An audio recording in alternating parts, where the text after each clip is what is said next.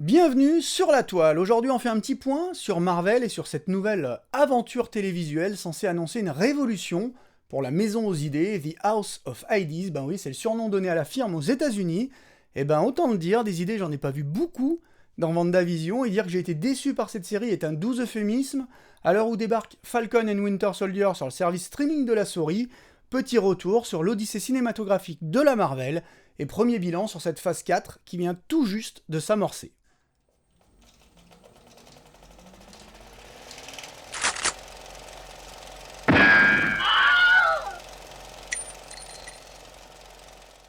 Alors, ceux qui suivent la chaîne le savent, j'ai tendance à plutôt positiver, c'est pas mon genre de démonter trop de trucs que j'aime pas, je trouve ça stérile, je préfère d'ordinaire parler de choses que j'apprécie, de projets que je soutiens, ou de films qui m'ont vraiment plu, mais une fois n'est pas coutume, faut dire que WandaVision n'a répondu à aucune de mes attentes, j'en attendais pourtant pas grand chose, et je suis vraiment tombé de haut avec cette série au point de très sérieusement me poser des questions sur le futur à court terme de Marvel, et sur l'aveu d'impuissance que représentent au final ces 9 épisodes. La machine ronronne un peu, on dirait qu'on est à court d'idées, je me demande bien comment on va pouvoir à nouveau atteindre les sommets de Infinity War, et, dans une moindre mesure, de Endgame. Marvel est-elle à bout de souffle? Kevin Feige a-t-il une feuille de route fermement établie ou navigue-t-il à vue? Les réponses, on les aura de toute façon dans les années qui viennent, mais WandaVision ne m'a pas rassuré sur les prochaines sorties du studio. Par contre, tout le cirque qu'il y a eu autour de la série ne m'a pas vraiment surpris, il y avait beaucoup d'espoir cristallisé dans cette première vraie série télé Marvel, mais j'avoue avoir été quand même étonné par l'engouement qu'avaient suscité les premiers épisodes. Après un mois de diffusion, plein de gens s'enflammaient sur cette série visionnaire, sans jeu de mots, qui les réconciliait avec l'univers Marvel. Pour ma part, j'ai trouvé ça bidon, du début à la fin, mais vraiment bidon, hein, et je trouve que les derniers épisodes ont achevé de rendre le truc indéfendable. Et on ne peut pas m'accuser d'être le genre de DC crazy fan, par exemple, qui va descendre tout ce que fait Marvel, hein. J'apprécie les deux univers, tout autant l'un que l'autre. Alors sur le papier, j'ai une nette préférence pour les personnages DC, j'aime cette idée d'archétype mythologique que représente Superman, Wonder Woman, Batman, Shazam. Je suis un peu moins fan des comics Marvel, trop de reboots en permanence, une continuité que je trouve assez difficile à suivre, des personnages qu'on veut vraiment, et de manière forcenée, figés dans une époque, genre Peter Parker, l'éternel adolescent, l'étudiant fauché en train de manger des sandwichs préparés par Tante May. Je trouve que ça a fait son temps, mais je suis dans le même temps très fan de Daredevil, de Hulk ou du Punisher. Et en revanche, je reconnais la suprématie absolue de Marvel sur DC au cinéma, la question ne se pose même pas, hein. Man of Steel, Batman vs Superman, pour moi, ce sont des monuments. J'aime beaucoup Aquaman, je trouve Shazam très sympa, mais ça fait pas grand-chose face au panthéon qu'a érigé Marvel depuis une douzaine d'années et le premier Iron Man. Et c'est absolument remarquable de constater le chemin parcouru par la firme de Stan Lee depuis 2008. C'est quand même complètement dingue d'en être arrivé là, sur le toit du monde, en à peine une douzaine d'années, surtout que le pari était loin d'être gagné. Fallait quand même avoir de sacrées coronesses pour lancer une franchise sur la base d'un personnage aussi second plan que Iron Man. On fera le point sur WandaVision en fin de diffusion, mais on va quand même se faire une petite rétro rapide sur l'évolution de Marvel au cinéma. C'est pas inutile, parce que WandaVision, c'est un projet qu'on ne peut pas dissocier de l'univers Marvel dans son intégralité. C'est le début de la phase 4, qui succède à deux films monumentaux, les deux derniers Avengers. C'est aussi une série qui augure de ce que pourra être l'univers Marvel de demain, au moins de la phase 4, et qui joue à 200% la carte de l'affectif, au regard de ce qu'il y a eu avant et de notre attachement à ces personnages avec lesquels on vient de passer plus d'une décennie. Pour ceux qui veulent éviter les blablas et juste savoir ce qui m'a déplu dans WandaVision, je vous le dis direct, c'est à peu près tout, en fait. Je vous incruste là le plan de l'émission pour que vous puissiez filer direct à ce qui vous intéresse. Voilà, c'est fait, et il faut du coup se replonger en 2008 pour vraiment se rendre compte de ce qui a été accompli en si peu de temps. Iron Man, c'est le premier film autofinancé par Marvel Studios, et c'est un projet qui a végété des années avant de voir le jour, mais c'est tout à fait normal, hein. Faut déjà prendre en considération les effets spéciaux de l'époque, alors on est d'accord, 2008, c'est pas la préhistoire, mais on arrivait quand même avec de l'inédit, avec cette histoire d'un mec en armure qui vole. Il y avait toute une grammaire cinématographique à inventer pour rendre ça un minimum crédible. Je vous parle là des effets spéciaux, à proprement parler, du travail de titan qui a été abattu sur les reflets de lumière, sur la cuirasse, pour rendre tout ça visuellement intéressant, avec ces gros plans sur le visage de Tony à l'intérieur de l'armure, tous ces indicateurs qui s'affichent. D'emblée, c'était un budget, sinon l'univers était mort-né. Fallait pas se louper avec ce premier film, donc fallait y mettre de l'argent. On peut faire un Daredevil, avec pas grand-chose, mais pas un Iron Man. Et quand je vous dis que ça a végété, c'est pas sur 2 ou 3 ans, hein. Tarantino avait été contacté fin 99 pour écrire et réalisé le film, soit presque 10 ans plus tôt, et c'était pas le premier. Il y avait eu par la suite Joss Whedon, déjà en 2001, Nick Cassavetes, il avait carrément été embauché, c'est bon, contrat signé et tout en 2004, avant que l'affaire ne capote. Dans le rôle de Tony Stark, on avait envisagé Nicolas Cage et Tom Cruise, qui étaient restés liés au projet un bon moment, comme acteur et producteur, puis arrive Jon Favreau, qui se bat pour donner le premier rôle à Downey Jr. Alors ça aussi, c'était un putain de pari, le mec, ancien alcoolique, réputé difficile, il sortait d'une belle traversée du désert, vous pouvez jeter un œil à sa filmo, pour vous en convaincre. Le film aura donc mis plus de 10 ans pour commencer à voir le jour. Entre-temps, les effets visuels n'auront cessé d'être perfectionnés, les écrans auront vu défiler la prélogie de Star Wars, la trilogie du Seigneur des Anneaux, donc les indicateurs sont au vert, le film peut être envisagé plus sereinement. Et puis il y a ce tournage qui commence alors que le script n'est pas achevé, plusieurs dialogues sont improvisés sur le plateau par Downey Jr. et ses partenaires, donc bref, un pari que ce Iron Man pour la Marvel, mais surtout le pari de vouloir lancer une franchise sur la base d'un héros comme Iron Man. Je vous ai dit que le projet avait jeté des années, mais c'était une sacrée prise de risque que ce film. Et là, perso, je crie au génie. Iron Man, aujourd'hui, tout le monde connaît, le personnage fait partie de la pop culture, mais en 2008, alors c'était pas, loin de là, le plus obscur des héros Marvel, mais c'est pas non plus le premier plan. En France, Iron Man, c'était nobody, à part pour les lecteurs de Strange, dans les années 70-80. Et on prenait beaucoup plus de risques en produisant un Iron Man qu'en sortant un Batman, un Spider-Man ou un Superman qui, eux, sont ancrés depuis longtemps dans l'imaginaire collectif. Mais c'est une idée de génie, finalement, que cette façon de créer un univers en laissant le public rentrer par la petite porte. C'est un peu comme si DC avait décidé, à la même époque, de faire démarrer son univers par un Martian Manhunter ou un Hawkman, par exemple. À l'époque, c'est d'ailleurs DC qui était sur le toit du monde. Iron Man sortait en mai 2008 avec un beau succès à la clé. L'incroyable Hulk de Leterrier luttait au box-office un mois et demi plus tard pour rentabiliser son budget, et le Dark Knight de Nolan cassait la baraque mi-juillet et balayait tout sur son passage. Mais c'était pour Marvel le début du conte de fées, où, quand le pari en vaut la chandelle, et l'affirme de capitaliser tout de suite sur le succès du premier Iron Man. On sort le suivant 2 ans plus tard, en 2010, beau succès à nouveau, puis Thor, Captain America, en 2011, mais là encore coup de chapeau à Marvel, ce sont pas des affaires super juteuses financièrement, ce sont des budgets raisonnables, des succès au box-office, mais rien de comparable avec les chiffres du Dark Knight 3 ans plus tôt. 370 millions de dollars de gains pour Captain America sur la planète, et plus d'1 milliard pour le Dark Knight. On n'est pas encore sur les chiffres des phases 2 et 3. Mais on prend son temps, on joue déjà la carte d'un univers cohérent, avec des films qui se répondent les uns aux autres, des scènes supplémentaires au moment du générique pour titiller la curiosité des spectateurs, la recette est en place, la mayonnaise prend, Enter the Avengers en 2012. Et là, la messe est dite, 1,5 milliard au box-office mondial, l'un des plus gros succès de tous les temps, et Marvel de tout rafler, et Disney de compter les billets. 2012, il y a à peine une décennie, et Marvel se retrouve un poids lourd de l'entertainment mondial, et le producteur Kevin Feige de se frotter les mains. Ben oui, parce que tout ça, c'est aussi le succès d'un homme, ce producteur à casquette qui chapeaute tout l'univers, et qui surveille de très près chaque décision prise. La suite, il faut le dire, on n'est pas loin pour moi du sans faute. La phase 2, c'est un sans faute. À ce stade-là, on va jouer à fond la carte de l'affectif, le public est enthousiaste, les personnages sont définitivement associés aux acteurs qui les interprètent, Chris Evans, Chris Hemsworth, Downey Jr., Mark Ruffalo, le phénomène est là, les films qui suivent ne déçoivent pas, Thor 2 ou Iron Man 3, j'aime un peu moins, mais ça fonctionne bien. Par contre, Captain America Winter Soldier, c'est une bombe. Les Gardiens de la Galaxie, c'est un succès, dont on n'attendait pas autant, y compris en termes de recettes.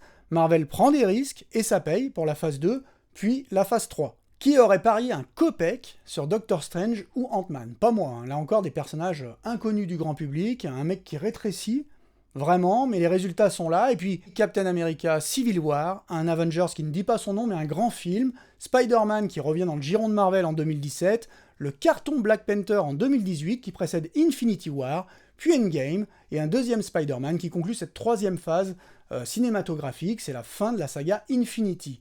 Et voilà que nous arrive la phase 4, initiée donc par cette première série télévisée Marvel, WandaVision. Je mesure mes mots quant à première série télévisée, on va y revenir dans un instant. Mais bon, vous l'aurez compris, avec ce petit topo, Marvel depuis Iron Man, c'est un parcours exemplaire, un sans faute. Vraiment? Ben, pas vraiment en fait. Là, on rentre bien évidemment dans une partie tout à fait subjective, et vous avez bien entendu le droit de ne pas être d'accord avec moi, c'est même conseillé, on peut pas être d'accord sur tout, mais je trouve que le plus grand talent de Marvel, c'est quand même celui d'être si imposant, si monumental, et tellement synonyme de succès qu'on en finit par oublier que ça marche pas à tous les coups. Et il y a une vraie propension de la firme à glisser du bout du pied, sous le tapis, les échecs et les ratés pour les faire disparaître comme s'ils n'avaient jamais existé, voire, et c'est là sans doute leur plus grand talent, à transformer des films moyens en véritables phénomènes. Le tapis, Marvel s'est déjà pris les pieds dedans, bien avant ce WandaVision qui s'est avéré pour moi une immense déception. Déjà au niveau des films en eux-mêmes, là c'est vraiment mon point de vue perso, mais il y a des films que j'aime moins que d'autres, forcément, hein, comme tout le monde. Vous avez votre hit parade, j'ai le mien, je ne suis pas très fan de Iron Man 3, j'ai été un peu déçu par le deuxième Gardien de la Galaxie, mais ce sont des films que je peux voir, revoir et qui s'inscrivent dans une continuité. Passons. Par contre, ce qui me gêne plus, c'est le véritable sentiment d'essoufflement narratif que j'ai ressenti sur certains projets, et surtout les projets récents. Chronologiquement, j'ai apprécié Doctor Strange, j'ai beaucoup aimé les idées de mise en scène de Scott Derrickson, même si j'ai trouvé que la structure du récit manquait un peu de nouveauté. Le côté origine du héros, découverte des pouvoirs, Némésis qui se révèle, combat final, bon on connaît maintenant, faudrait revoir un peu le truc, y apporter du sang neuf, mais ça reste sympa, hein, visuellement bluffant, et puis surtout, arrivait juste après Thor Ragnarok, les Gardiens 2, qui capitalisaient sur le côté complètement décalé de certains personnages et qui apportait justement une note de fraîcheur à un univers qui en avait bien besoin. Alors, peut-être un peu trop de déconne à mon goût, mais bon, au moins on est face à une vraie proposition. Par contre, j'ai quand même été sacrément refroidi par Black Panther et Captain Marvel. Là, j'ai eu du mal à m'enthousiasmer pour ces deux projets. Et même, dans une certaine mesure, pour le Ant-Man 2. Peut-être que la sauce ne prenait plus pour moi, mais je trouve que Black Panther ne racontait pas grand-chose, et surtout, c'était d'une laideur à couper le souffle. Le cinéma, c'est quand même l'art de laisser parler l'image, la mise en scène, et j'avais pris une claque en découvrant le film, et c'est pas un compliment. J'avais pris peur déjà avec la bande-annonce, hein, à la vue de ce plan où le héros s'envole en tournoyant au-dessus d'une voiture. C'est un plan que je trouvais moche, vraiment daté. Je me suis dit, ben, si c'est ça les money shots du film, je m'étais aussi dit, bon, les effets spéciaux ne sont sans doute pas finalisés. Ben, ils ne l'étaient pas, et ils ne l'ont jamais été. Toute la séquence du casino, par exemple, c'est mal filmé, mal chorégraphié, on voit que les coups ne sont pas portés, ça tombe à 25 km des visages, c'est blindé de séquences CGI qui sautent aux yeux, la poursuite automobile qui suit justement avec ses plans hideux, sans oublier les rhinos couverts de métal contre lesquels se bat le héros, affreux, on n'y croit pas une seconde, le combat final entre ces rames de train qui passent, ces effets de lumière, on dirait un jeu vidéo, c'est abominable, on dirait que les mecs ont travaillé sur des Amstrad 6128. Alors, renseignement pris, apparemment, les types en charge des effets visuels se sont trouvés à court de temps et ont dû se résoudre à rendre une copie bâclée. Je crois qu'ils avaient 6 semaines pour boucler l'intégralité du climax. Enfin, ça brûle les yeux. Hein. Pour un blockbuster dont le budget oscillerait entre 200 et 250 millions de dollars, et donc Kevin Feige disait qu'il s'agissait d'un des plus gros budgets Marvel, ça fait mal. J'avais adoré le personnage du Black Panther dans Civil War, là, la douche était froide, voire glacée. Alors c'est sûr, les personnages secondaires étaient tous excellents, hein. M'Baku, Okoye en tête, mais le Panther se retrouvait justement spectateur de son propre film, aux prises avec un Némésis aux motivations basiques, pour ne pas dire simplistes. Grosse claque donc que ce film, pas dans le bon sens du terme, surtout que le Spider-Man, version Marvel Homecoming, sorti peu de temps avant, avait été une belle surprise, avec un Michael Keaton impressionnant, à qui on offrait un personnage avec une vraie profondeur d'écriture, des motivations crédibles. Civil War, Doctor Strange, Les Gardiens 2, Spider-Man Homecoming, Thor Ragnarok. Jusque-là, la phase 3 remplissait tous ses objectifs. Déception donc pour moi que ce Black Panther, mais bon, un des plus gros succès de la firme au box-office, alors ça doit être moi, même si sur le côté visuel bâclé, c'est pas que mon sentiment personnel. Hein. Il y a une très bonne émission du Corridor Crew, des spécialistes des effets visuels sur YouTube, où ils parlent du pire et du meilleur des effets spéciaux Marvel, et où ils s'attardent longuement sur le cas Black Panther. Si ça vous intéresse, je vous mettrai le lien dans les commentaires. Et puis Captain Marvel, là j'ai trouvé ça vraiment sans grand intérêt, pas laid, pas difficile à supporter, même sympa, mais vraiment banal. On a l'impression que tout le monde vient prendre son cachet, que le film s'est écrit tout seul et qu'on applique la recette à la lettre, qu'on ne sait pas vraiment quoi faire d'une héroïne à ce point puissante, d'où l'artifice paresseux, je trouve, de la préquelle 80s, avec un Nick Fury rajeuni, aucune surprise, ou très peu, le coup du chat qui lui fait perdre son œil, là je crois que c'était la cerise sur le gâteau, niveau paresse d'écriture. Mal écrit, très classique, dans tous les sens du terme, un épisode de série télé un peu friqué, et c'était un peu le sentiment que j'ai eu aussi avec Ant-Man 2, même si pour le coup, le charisme des acteurs, Paul Rudd en tête, rattrapait largement le coup. Film sympa, mais pas un grand film non plus, mais Captain Marvel, pour le coup, ça frôlait la correctionnelle. Et voilà que ces deux films, Panther et Marvel, qui ne sont pas des navets non plus, faut pas exagérer, mais certainement pas de grands films, ont ramassé gros, très gros au box-office. On parle de films qui se sont glissés dans le hit-parade des plus gros succès de tous les temps, au cinoche, genre aujourd'hui Black Panther doit être 12e, Captain Marvel 25e, 1,3 milliard pour l'un, 1,1 milliard pour l'autre, Black Panther sur la même place de podium à un poil de cul que Avengers 2. Un succès financier que je trouve délirant pour des films d'une qualité discutable. J'ai eu des discussions sur plein de trucs, hein. Certaines personnes autour de moi défendent WandaVision, et c'est cool si ça leur a plu, mais personne ne m'a jamais dit que Captain Marvel était un grand film qui méritait sa place au panthéon des plus grands succès de tous les temps. C'est un produit bien marketé, mais c'est pas ouf.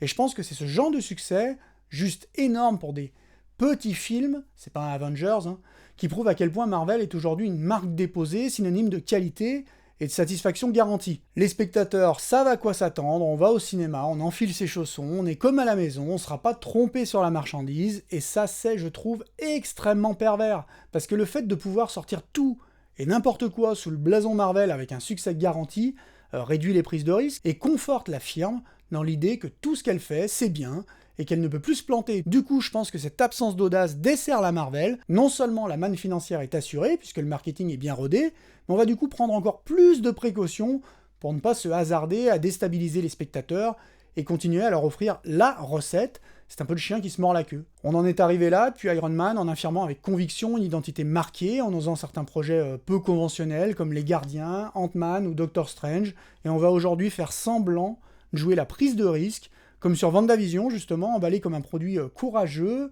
novateur, mais au final extrêmement banal, sans surprise, sans relief, insipide et même pire, hein, presque racoleur, tellement il essaye de contenter tout le monde sans finalement enthousiasmer personne. Alors bien entendu que Marvel en a sous le pied, hein. Il y a eu quand même récemment les 2 derniers Avengers, dont le Infinity War, sorti juste après le Black Panther, sans doute pour moi l'un des plus grands films de super-héros jamais réalisés, si ce n'est le plus grand, hein. Une perfection absolue, qui rend justement Ant-Man 2 ou Captain Marvel particulièrement anecdotique. Et si je ne peux absolument rien reprocher à ce premier volet, je dois quand même avouer que je suis un peu moins fan de Endgame. J'ai trouvé ce deuxième chapitre un peu poussif, assez déséquilibré. Toute la première partie, une fois Thanos décapité, avec la quête des gemmes et l'artifice des voyages dans le temps, j'ai moyennement adhéré. J'ai eu l'impression que ça tournait un peu au fanservice. Marvel recyclait sa propre mythologie, au détriment de l'histoire. Ça apporte pas grand-chose, hein, cette quête à travers les époques. Et du coup, avec ces idées d'univers parallèles, on se retrouve avec un Thanos beaucoup plus va-t-en-guerre, plus jeune, moins philosophe que le Némésis du premier volet. Perso, c'est ce Thanos-là qui m'avait vraiment séduit, une des plus grandes figures du 7e art. Et puis il y a le traitement de Hulk, qui est pour moi catastrophique. On lui a attribué un arc narratif misérable. On avait promis à Ruffalo une sorte de trilogie pour son personnage entre Ragnarok et les 2 Avengers, et le voilà dans Infinity War avec des problèmes de performance. Bon, passe encore, mais carrément laissé sur le côté pour le grand final, un personnage que tout le monde avait plébiscité dès le premier Avengers, et qui termine sa course en intello à lunettes, absent du dernier acte, où il aurait dû se révéler dans toute sa rage pour foutre une raclée à Thanos. Ben, ça on l'aura jamais, on aura vu Iron Man se sacrifier, Captain récupérer le marteau de Thor, Thor bedonnant à qui sa mère dit de manger ses légumes, super, mais Hulk totalement évacué lors de l'affrontement final. Bref, on terminait pour moi la phase 3 sur une note mi-figue, mi-raisin, un film exceptionnel, très émotionnel, forcément, mais qui dissimulait pas mal de carences, derrière les lumières d'un projet programmé dans tous les cas à être l'un des films les plus rentables de tous les temps. Fin de la phase 3 avec un Spider-Man Far From Home sympa, rien à en dire, manque un méchant de l'envergure de Michael Keaton, mais le film est cool. Hunter, la phase 4 avec cette question, comment donc faire redémarrer la machine après l'impressionnant duo de climax que sont les 2 derniers Avengers, parce qu'après avoir été aussi haut, eh ben, faut y rester tout en haut, comme dit le dicton au sommet de la montagne, tente de grimper encore, sauf que là ça va être difficile. L'idée donc c'est d'établir une nouvelle mythologie, de tenter un passage de relais pour essayer de remplacer progressivement la vieille école, Chris Evans, Scarlett Johansson et Robert Downey en tête avec de nouveaux visages. Et du coup, pourquoi ne pas essayer de faire démarrer tout ça avec un format en vogue, la série télé, surtout si ça aide dans le même temps à faire décoller les abonnements de Disney+, c'est tout bénef. L'idée est séduisante, hein, et même totalement novatrice, même si Marvel et la télévision, c'est pas forcément la plus belle des histoires d'amour. Je vous ai dit que selon moi, Marvel s'était déjà pris les pieds dans le tapis, alors on peut discuter de la qualité des derniers films Marvel, dont je ne suis pas très fan, vous l'aurez compris, mais on peut difficilement affirmer que Marvel a tout cassé à la télévision. Et pourtant, sans qu'on fasse forcément le rapprochement, il y a déjà eu des tonnes de séries Marvel qui ont fleuri sur le petit écran ces dernières années. Hein. Un peu comme si le studio avait tâté l'eau du bout du pied et pris son temps pour affiner une nouvelle fois sa recette. On parle bien entendu de Agents of S.H.I.E.L.D., cette série qui avait été lancée tambours et trompettes, avec déjà un personnage relativement important des films, l'agent Coulson, qui était censé assurer la filiation entre l'univers ciné et la nouvelle aventure télévisuelle de Marvel Studios. C'était en 2013, hein. Tout le monde s'extasiait sur une voiture volante sortie tout droit des pages d'un comics de Nick Fury, et on pouvait même délirer et anticiper des apparitions télé de nos Avengers préférés. Que nenni, le ballon s'est très vite dégonflé, la série a tenu bon gré mal gré 7 saisons, sans que Marvel ne la valide véritablement jamais. Cette série fait-elle réellement partie de l'univers ciné ? Rien n'est moins sûr, et puis surtout la série est sympa, très sympa même, mais pas extraordinaire non plus, hein. Rien qui la différencie fondamentalement d'autres séries. La consécration télé, du moins en termes de popularité, Marvel la gagnera malheureusement avec les séries Netflix, Daredevil, Jessica Jones, Luke Cage et Punisher. Je dis malheureusement puisque c'était avant que le studio ne débranche la prise suite à l'arrivée de sa propre plateforme de streaming. Donc à nouveau une flopée de séries qui font, ou pas, on n'en sait rien, partie du Marvel Universe. On hésite, on sait pas trop, on parle de Charlie Cox dans la série Miss Hulk ou dans le prochain Spider-Man, info ou intox. Et puis viennent les cas d'autres séries Marvel qui ont vivoté quelque temps avant de s'éteindre, les Runaways, Legion, Cloak and Dagger et surtout l'échec retentissant des Inhumans. Quand je vous parle de la propension de Marvel à pousser sous le tapis quelques projets gênants qu'ils aimeraient faire oublier, c'est les Inhumains auxquels je pense en premier, 11% sur Rotten Tomatoes avec des critiques assassines qui présentent la série comme le point de référence le plus bas de Marvel, scénario sans imagination, épisodes visuellement ennuyeux, personnages faibles, intrigue digne d'un soap-opéra sans envergure. Ça fait très très mal pour un projet de longue date, à l'origine envisagé sous forme de long métrage. Ça fait surtout très mal quand on pense au potentiel laissé sur le carreau. Les Inhumains sont des personnages importants et passionnants de l'univers Marvel. On fait quoi avec un échec aussi retentissant ? On oublie, on efface tout, on recommence, on espère que les gens oublient très vite cette débâcle. Il faut donc bien se le dire, Marvel et la télé, c'était pas un pari gagné d'avance, loin de là. Et pourtant, quand sont tombées les annonces de séries télévisées de prestige, Loki, Falcon and Winter Soldier, Miss Hulk, Hawkeye, Moon Knight, on s'est un peu tous emballés, et à juste titre. Il faut dire que Marvel avait mis le paquet, les petits plats dans les grands, des mini-séries d'à peine une dizaine d'épisodes, un casting de rêve, dont des acteurs de premier plan, on parle pas de second rôle, de Clark Gregg, l'agent Coulson, on parle de Loki lui-même, Tom Hiddleston, d'Elizabeth Olsen, Paul Bettany, d'Anthony Mackie, bref, des acteurs tout juste sortis du casting d'un des plus grands succès cinématographiques de tous les temps. Ça, c'est une première, du jamais vu, surtout dans un format en épisode offert sur un service de streaming à 7 balles par mois. Si on ajoute le fait qu'on considère ces séries comme des films, avec des budgets annoncés rivalisant avec celui de grosse prod, on était en droit de rêver, et on ne s'en est pas privé. Et voilà donc que vient de s'achever la première de ces séries de luxe, WandaVision. Et donc, avec ce dénouement, l'heure d'un premier bilan, celui de l'événement télé de ce début d'année, qui kickstart la phase 4. J'étais pour ma part intrigué par le projet depuis le début, j'avais vraiment aimé le traitement de Vision, l'interprétation de Paul Bettany depuis Age of Ultron, la place de Wanda dans le dernier Avengers, cette éblouissante démonstration de force lorsqu'elle écrase Thanos. J'avoue que j'étais impatient à l'idée de retrouver ces personnages dans un format différent, autorisant toutes les audaces. Ben ouais, sur un service de streaming, on n'est pas limité par une durée, on peut s'autoriser un rythme différent, d'une production calibrée pour durer 2h30, et puis surtout à une époque où les films doivent faire leurs preuves et rentabiliser leur budget en une semaine au cinéma sous peine de disparaître des écrans aussi secs, le format télé laisse tout de même une chance à des propositions alternatives moins classiques de rencontrer leur public, voire de prendre le temps de laisser s'établir un bouche à oreille positif. Voilà où j'en étais avant de découvrir WandaVision, déçu donc des dernières productions ciné-Marvel, énervé par le gâchis visuel et narratif de Black Panther, le côté convenu de Captain Marvel, laissé un peu sur ma faim par certains côtés bancals de Endgame, et méfiant suite aux errances télévisées de la Marvel, à la déception des annulations de Daredevil et du Punisher, et au lamentable échec, à tous les niveaux, des Inhumains. Mais bon, ça commençait à faire un moment qu'on l'attendait, cette première série, le temps avait passé, le virus qui avait paralysé la planète avait fait repousser quasiment toutes les sorties, dont celle de Black Widow, notamment, donc on était un peu orphelin du Marvelverse, et honnêtement, je me disais que c'était pas forcément un mal que Marvel lève le pied et prenne son temps pour se reconstruire après Endgame, pour tenter de repartir sur de nouvelles fondations assez solides, pour porter très haut cette nouvelle phase particulièrement casse-gueule. Et puis débarquèrent les premiers épisodes de cette série, attendus donc comme le Messie. À partir de là, ça va bien entendu spoiler sec, enfin le peu qu'il y a à spoiler, je sais même pas si on peut spoiler quelque chose dans WandaVision, mais abstenez-vous tout de même de poursuivre si vous n'avez pas vu l'intégralité de la série. Vous l'avez compris, j'ai pas adhéré, c'est le moins qu'on puisse dire, à la proposition, si proposition il y a, faite par WandaVision. Je vous parlais sur cette chaîne lors de la première partie du bilan 2020, de mon étonnement à la vue des 3 premiers épisodes de la série, et ce parti pris jusqu'au boutiste de nous présenter en ouverture, après des mois et des mois d'attente, 3 épisodes de sitcom, mais vraiment 3 épisodes de sitcom, hein, sans exagérer. Hein. Je trouvais pas ça couillu ni audacieux, je trouvais ça déjà plutôt paresseux. Et la première réflexion que je me suis faite en découvrant la promo très maligne de la série et ses 3 premiers épisodes, c'est de voir à quel point Marvel était devenu puissant pour pouvoir se permettre de créer un phénomène mondial autour de ces 3 épisodes fauchés. Personne d'autre n'aurait pu se permettre ça, offrir aux fans, en l'espace de 2 semaines, 3 fois 20 minutes de 2 pièces cuisine, sans enjeu, complètement absurde et décalé. Fallait vraiment la toute puissance marketing du géant aux grandes oreilles pour faire avaler la couleuvre et pour que la majorité des spectateurs crient au génie. Parce que ça a quand même ventilé du compliment sur les réseaux, et là j'avoue que j'ai rien compris. Qu'on puisse dire qu'on apprécie la série une fois terminée, qu'elle est sympa, qu'on la trouve cool et tout, j'ai aucun problème avec ça. Après tout, je ne vous donne que mon avis, et c'est le vôtre qui compte au final. Si vous avez adoré, tant mieux pour vous, sincèrement. Commentaire d'ailleurs d'un ami récemment, je l'ai noté pour pouvoir le partager avec vous. Moi j'ai bien aimé WandaVision, ils ont tenté un truc, ça sort un peu des sentiers battus. Il y a pris du plaisir, c'est super. Mais qu'on puisse dire que les 3 premiers épisodes de la série étaient bons, ou du moins à la hauteur des attentes, faut pas exagérer, hein. Certains vlogueurs allaient jusqu'à préciser que cette série les réconciliait avec l'univers Marvel.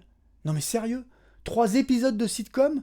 Excusez-moi, mais alors affirmer ça, c'est de la posture entre la malhonnêteté et la masturbation intellectuelle. Et en dehors du fait qu'on ait attendu si longtemps pour pas grand-chose, alors c'est cool pour la souris, ça fait rentrer des abonnements, mais il y a une chose qui me gêne énormément dans ces 3 premiers épisodes, c'est ce parti pris de montrer tout de suite aux spectateurs que tout est fake. Des tonnes de films utilisent cet artifice d'une perception trompeuse, ou plutôt trompée de la réalité, de Matrix, Truman Show, Passé virtuel, Dark City, Total Recall. C'est un ressort scénaristique incroyable qui fonctionne très bien, puisqu'il permet de déstabiliser le spectateur en l'amenant à questionner en permanence ce qui lui est présenté comme réel. Alors pourquoi adopter dès le premier épisode une esthétique de sitcom pour faire comprendre immédiatement à tout le monde que c'est du fake? Mais quel est l'intérêt? Comment, du coup, justifier la moindre tension et l'irruption de l'anormal dans ce qu'on nous présente comme la normalité? Là, on ne présente ouvertement que l'illusion de la réalité, sous sa pire forme, un plateau télé avec les rires des spectateurs, comme pour adresser un clin d'œil complice à l'audimat et lui dire « Vous avez vu, c'est du faux, il se passe quelque chose d'anormal ». Mais est-ce qu'il n'aurait pas mieux valu, à ce moment-là, ouvrir la série sur une vraie normalité, avec Wanda et Vision en paix, avec leurs 2 enfants dans une banlieue tranquille, avec des voisins charmants?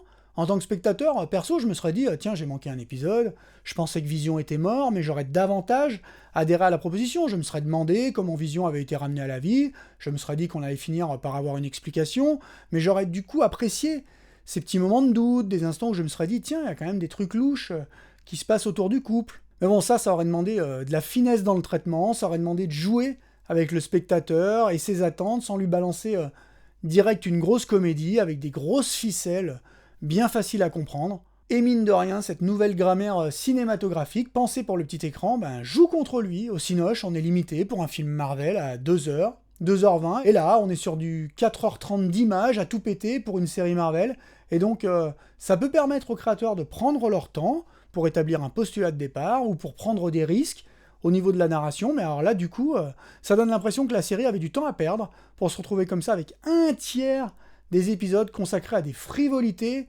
sans importance au final. Bon, on a compris au bout de 5 minutes que Wanda s'est créé son univers de rêve à elle. Voilà, on nous a présenté le monde le plus fake qui soit. Et alors, c'est quoi la suite? Très mauvaise idée donc. Au royaume des mauvaises idées, je pense que ça n'aurait jamais vraiment fonctionné, même ramené sur un format plus ciné, avec un montage beaucoup plus cut, sur un film de 2h20. Je pense vraiment que c'était une erreur que ce monde de sitcom dans lequel se projette Wanda. Mais j'avais l'impression à ce moment-là que la série pouvait encore avoir quelque chose à raconter quand même. Je n'adhérais pas au postulat de départ, mais je pensais sincèrement que la suite du show allait me retourner le cerveau et peut-être même titiller la fibre émotionnelle.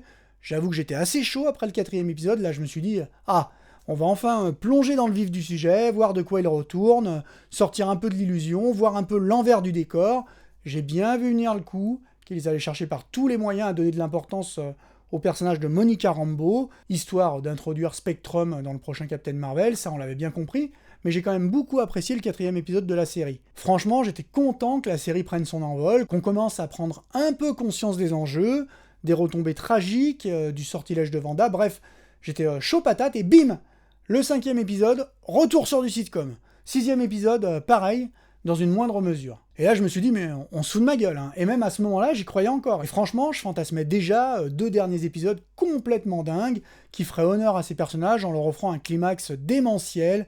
J'imaginais une apparition du Doctor Strange ou de Tom Holland. Je me disais qu'ils avaient tout gardé sous le pied pour le grand final.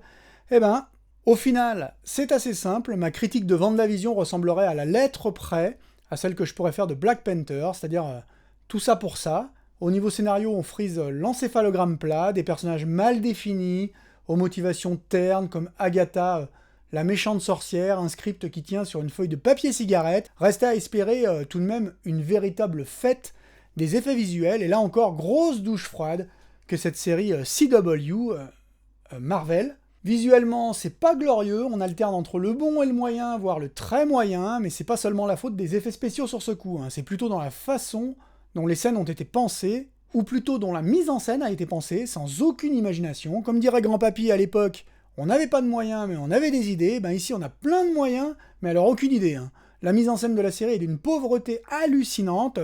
Merci Matt Shakman, qui a réalisé tous les épisodes. Il y a plus de mise en scène dans n'importe quel épisode d'un soap comme Nashville, par exemple, que dans tout WandaVision. Mais bon, sur Nashville, on sait s'offrir les services d'artisans chevronnés comme Ron Underwood. Là, on est sur de Yes Man, qui a touché à tout, mais qui n'a laissé son empreinte sur rien. Au début, Marvel confiait ses projets à des gens qui avaient fait leurs preuves, hein, mais surtout qui avaient quelque chose à raconter, qui apportait une vraie valeur ajoutée à ses œuvres de commande. Kenneth Branagh, il amenait avec lui son bagage shakespearien et sa dramaturgie théâtrale sur Thor. Joe Johnston donnait à son Captain America une coloration pulp qu'il avait déjà utilisée sur le Rocketeer. On sait pourtant que derrière WandaVision, il y a du budget, ça on le sait, mais aucun budget ne peut sauver des scènes mal écrites. Quand Wanda recrée Vision, qu'elle recrée sa maison avec ce mouvement de caméra circulaire autour d'elle, il n'y a aucune inventivité dans ces passages. On est sur du visuel pauvret digne des pires séries CW. Les combats du climax, l'affrontement avec Agatha est super faible, on dirait un épisode de Charmed un peu friqué. Les 2 visions qui se battent en l'air sur ce fond rouge scintillant, c'est ni très beau, ni très intéressant. Et puis, au niveau de l'inspiration sur certaines séquences, on emprunte partout, hein, de Snyder aux frères Russo, mais avec 1000 fois moins d'efficacité. Bref, rien à sauver de cette série, ni au niveau du scénario, ni même au niveau de l'emballage visuel d'un produit uniquement pensé pour plaire au plus grand nombre. Et ça, on peut dire que WandaVision cherche à plaire à tout le monde, en laissant aussi peu de place que possible à l'interprétation personnelle. C'est lourd d'explications, très très lourd, et on cherche de plus en permanence à tout clarifier, comme lorsque Monica Rambeau explique que Wanda aurait pu éliminer Thanos s'il n'avait pas déclenché une attaque aérienne au bon moment. Bah ouais, on a vu Endgame, on a compris, mais l'image ne suffit plus aujourd'hui, alors on explique, on surexplique, on mâche, on remâche le propos. Une façon de faire croire au spectateur qu'il est vraiment malin, alors qu'on lui file les clés de l'intrigue toutes cuites dans la bouche, sans laisser une chance aux images de parler pour elles-mêmes. Et l'esthétique sitcom de la série est aussi justifiée, hein, par les feuilletons que regardait Wanda dans son enfance. Ouais, si vous voulez. Non, vraiment, c'est lourd, convenu, sans surprise, une belle déception au final. Ceux qui, comme moi, espéraient sur ce coup une renaissance de la Marvel et la promesse de bon lendemain, ils seront de leur poche. Alors, je dis sans surprise, c'est pas tout à fait vrai, hein. Des surprises, on essaye d'en créer en permanence, mais là encore, ça sonne faux, très artificiel. On essaye de surprendre le spectateur, de faire des effets de manche juste avant le générique, tintin, histoire qu'ils reviennent la semaine suivante, et que le buzz se fasse sur les réseaux, mais ça retombe à chaque fois comme un soufflé, hein. Le pire, c'est quand même l'arnaque suprême du frère de Wanda qui revient sous les traits de l'acteur des X-Men, Evan Peters. On pouvait à juste titre s'enflammer, imaginer que la sorcière rouge soit en train de déchirer le tissu des univers parallèles, et que tout ça ouvrirait la voie à Doctor Strange 2 ou au prochain Spider-Man. Alors pas du tout. Le casting de Peters ne mène à rien, c'est juste là pour le buzz. Au final, on évacue tout ça d'un revers de la main, dans un mépris total des attentes des fans. Allez, dégagez, y a rien à voir. Et le Némésis de l'histoire n'est même pas intéressant, hein, ni bien traité, hein. Agatha Harkness, c'est un personnage qui évolue dans l'univers Marvel depuis un demi-siècle, et on la transforme en méchante de pacotille, tout juste bonne à lancer 2 ou 3 filaments magiques du bout des doigts. C'est presque une caricature, un personnage sans profondeur. C'est d'autant plus regrettable que Catherine Hahn est une actrice exceptionnelle, et qu'elle aurait pu livrer une prestation complètement démente si le script lui en avait donné la chance. Cette série avait décidément tout pour être totalement culte, entre les acteurs impliqués et le budget. C'est un regrettable gâchis dû à une absence totale de vision, sans jeu de mots. Et puisqu'on parle de personnages, je terminerai en précisant que la série échoue pour moi sur le point le plus important, sur sa raison d'être même, l'attachement émotionnel, qu'on peut éprouver pour ces héros. Là encore, ça tire à blanc, hein. On essaye de nous tirer des larmes au moment des adieux, mais ça sonne faux. Et puis de toute façon, les scénaristes, parce qu'ils sont 25 à avoir bossé sur le projet pour aboutir à ça, les scénaristes se laissent de telles portes de sortie qu'on sait très bien que c'est un adieu, tout ce qu'il y a de temporaire, et qu'on reverra Vision très prochainement. J'imaginais sur ce dernier épisode des adieux déchirants, Wanda effondrée de devoir renoncer à son amour. Là encore, je suis resté sur le bas-côté, hein, mais bon, là c'est moi, peut-être que le côté émotionnel de la séquence ne m'a pas touché, peut-être aussi que la série m'avait déjà trop gavé pour que je me sente investi affectivement, voilà.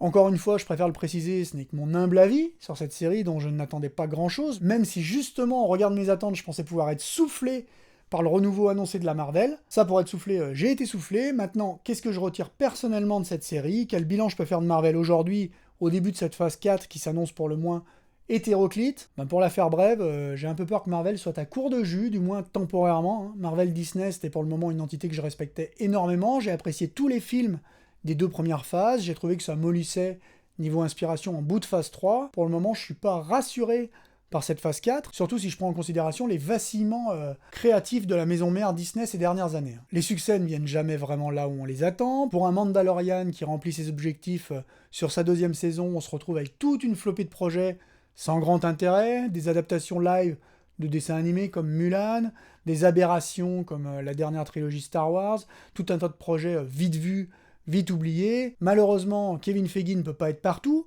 et le monstre Marvel est devenu tellement tentaculaire qu'il me paraît difficile que tous les projets annoncés soient de grandes ambitions. À la télé, je trouve que ça a assez mal démarré, mais j'attends pourtant de Falcon and Winter Soldier au moins un body movie assez sympa, avec un peu d'action, sans prise de tête. J'avoue que j'ai maintenant des attentes très modérées. Pour Loki, on verra si le charisme de Tom Hiddleston élève le projet au-dessus de la médiocrité ambiante. Au cinéma, ça risque de ronronner sur cette phase 4, et je m'attends à des films plutôt classiques dans leur thématique, dans le fond ou la forme, donc plus à des films dans la lignée de Captain Marvel, Ant-Man 2, c'est-à-dire des divertissements sympas, pas révolutionnaires, vus avec plaisir, mais aussitôt oubliés, pour être remplacés par l'attente du prochain film.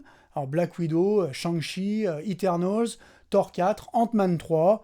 On peut toujours avoir de grosses surprises, hein. Thor Love and Thunder pourrait être au niveau de Ragnarok, Black Widow pourrait potentiellement être au niveau d'un Captain America Winter Soldier, si seulement. Maintenant reste Doctor Strange in the Multiverse of Madness et Spider-Man No Way Home qui s'annoncent d'ores et déjà comme des projets autres. Wanda doit apparaître dans le Doctor Strange qui exploitera apparemment pleinement le concept des réalités alternatives, comme le Spider-Man. Alors, effet d'annonce ou vraie tentative d'introduire pleinement ce concept, là encore casse-gueule dans l'univers Marvel. Là encore, de toute façon, Marvel prend le train en marche, hein. C'est en ce moment l'explosion des multiverses, très prisés dans les comic books, qui sont une parfaite occasion pour les firmes de redorer le blason de leur franchise, d'effacer quelques faux pas, de rectifier quelques mauvaises décisions. Les séries CW ont déjà eu droit à leur Crisis on Infinite Earth, avec toute une flopée de guest stars. DC annonce au cinéma le film Flashpoint, avec une histoire de réalité alternative où Michael Keaton reprendrait le rôle de Batman. On annonce au casting du prochain Spider-Man les 3 Peter Parker ciné, Tobey Maguire, Andrew Garfield et Tom Holland, ainsi que le Doctor Strange, aux côtés du Docteur Octopus des films de Sam Raimi et de Jamie Foxx, de retour dans le costume d'Electro. Alors on peut trouver ça excitant, bien évidemment, que je suis comme vous totalement mystifié par ces annonces, mais j'ai peur dans le même temps que des idées porteuses et des castings super luxe comme ça se retrouvent au service de projets dont l'apparente brillance cacherait la misère scénaristique. On va voir, espérer le meilleur, c'est-à-dire que Marvel retrouve le goût des prises de risques et nous offre à nouveau de grands films qui possèdent chacun leur identité propre. Malgré tout ce que je vous ai dit, j'ai peut-être eu l'air un peu acide envers la compagnie dans cette émission, mais Marvel reste quand même une référence dans le domaine de la grosse production ciné-populaire, au sens le plus noble du terme, et c'est pour ça qu'on est en droit d'attendre d'eux rien de moins que de l'excellence. Excelsior, comme disait le regretté Stan Lee, et j'espère sincèrement que WandaVision restera comme un faux pas pour la firme et qu'elle rebondira vite pour repartir vers les cimes qu'ont tutoyé des films comme Civil War, Les Gardiens de la Galaxie ou Infinity War, entre autres. Et c'est sur ce vœu pieux qu'on va se quitter, j'espère que cette émission vous aura plu, elle était peut-être un peu longue, mais j'avais envie d'aborder le cas Marvel depuis un bon moment, et la fin de WandaVision était une excellente occasion pour le faire. C'est donc tout pour aujourd'hui, la prochaine émission sera une émission musique et guitare, consacrée à un groupe canadien, récompensé par ses millions de disques vendus, mais conspué par les critiques et les défenseurs du bon goût, un rock band qui aura été couronné comme second pire groupe des années 90 par les lecteurs du magazine ricain Rolling Stone En 2013, le nom de son leader, chanteur, guitariste, Chad. On parle bien entendu de... Réponse très bientôt. En attendant, profitez de votre temps libre. On en a en ce moment. Prenez du plaisir, éclatez-vous, soyez curieux. Et moi je vous dis à la prochaine sur cette même chaîne. Ciao!